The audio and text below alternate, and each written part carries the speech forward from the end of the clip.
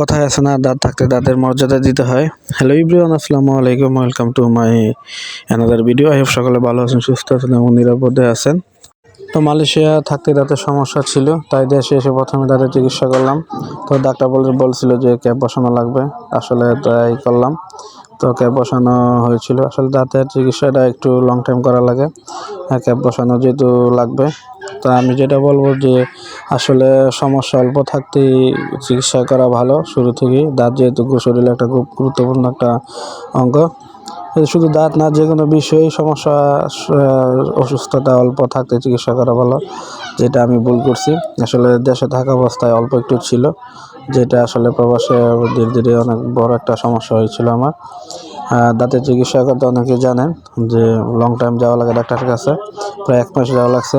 আসলে ভিডিওটা করা এই জন্য যে আসলে কোনো কিছু নিয়ে অবহেলা করতে নেই, সমস্যা হলে তাড়াতাড়ি ডাক্তারের শরণাপন্ন হওয়া। তা আমি বলবো তো সবাইকে ভিডিওটা বেশি বেশি শেয়ার করে দিবেন, কারণ আসলে যারা আমরা প্রবাসে আসি আমরা জানি আসলে শরীরে সমস্যা, অসুস্থ হলেই কত বড় সমস্যা। যারা বিদেশে প্রবাসের থেকে আসে, বেশিরভাগ মানুষ এই চিকিৎসার জন্যই বাড়িতে আসে। তো ধন্যবাদ সকলকে। আসসালামু আলাইকুম ওয়া রাহমাতুল্লাহি ওয়া বারাকাতুহু।